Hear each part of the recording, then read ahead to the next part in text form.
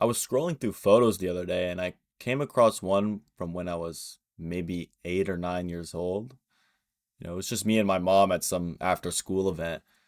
And I was just sitting there for a minute, just kind of admiring the photo, reminiscing, thinking about how much has changed since then and how much I've changed and how much I understand now that I didn't understand then.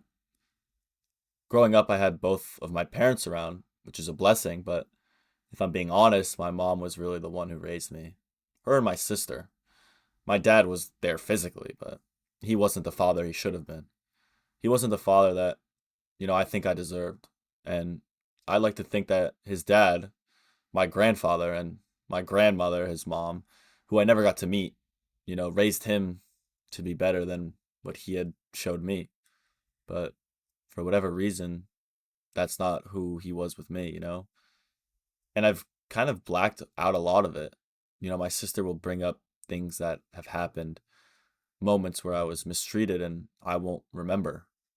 I'll remember maybe the day before or the day after, but not that specific day. And I think that's my brain's way of protecting me from something I wasn't ready to process at that young age. Maybe I still won't even fully remember. And honestly, I've made peace with that. What I do remember is wishing my parents showed me more love, not push me more, not set higher expectations, just love. I just wanted a hug. I wanted them to be happy for me. Instead, it always felt like I was being molded into whatever version of me they had in their heads.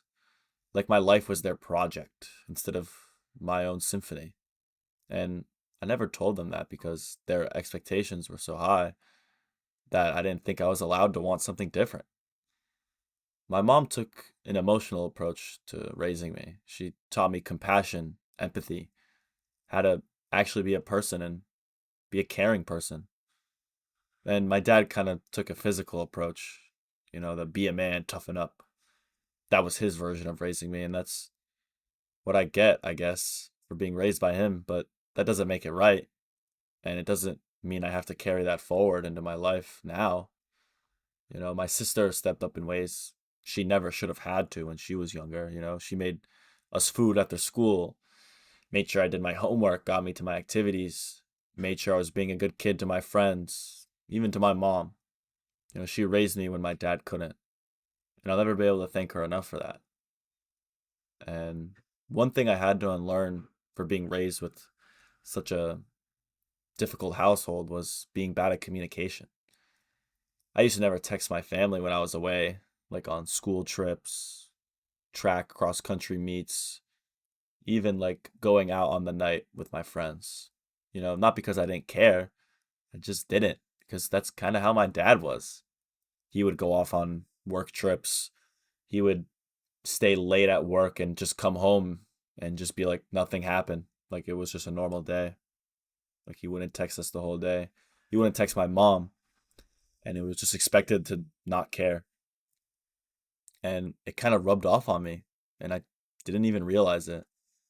And it actually took someone calling me out and telling me that it was hurting them for me to actually change. And I'm glad they did, because if they didn't, then I would have continued that same process of being rude and disrespectful to the people that care about me and the people that deserve to know what's going on with my life. I never saw my parents show affection to each other, not once. I've never saw them kiss, never even seen them hold hands. And I think that affected how I approach love now because I became the opposite. I'm a extremely affectionate person.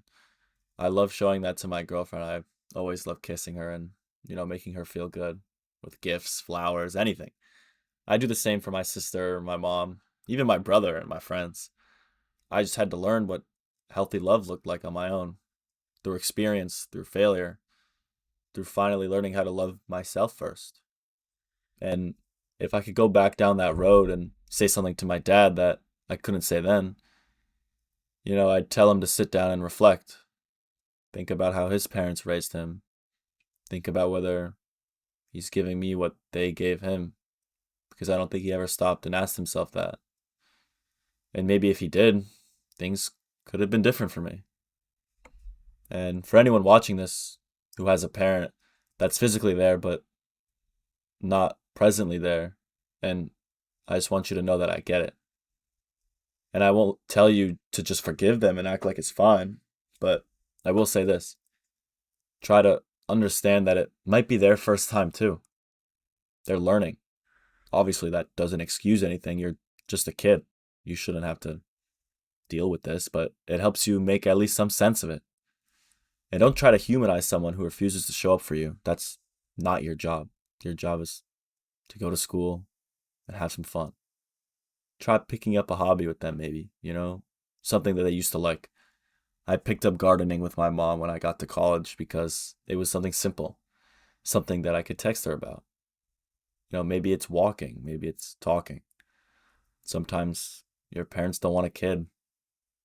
Unfortunately, that's just kind of the case sometimes. Sometimes they just want a friend, and that's okay. Sometimes they just want to hang out without having to teach you something. And if they're willing, meet them there. If you can't, be their friend.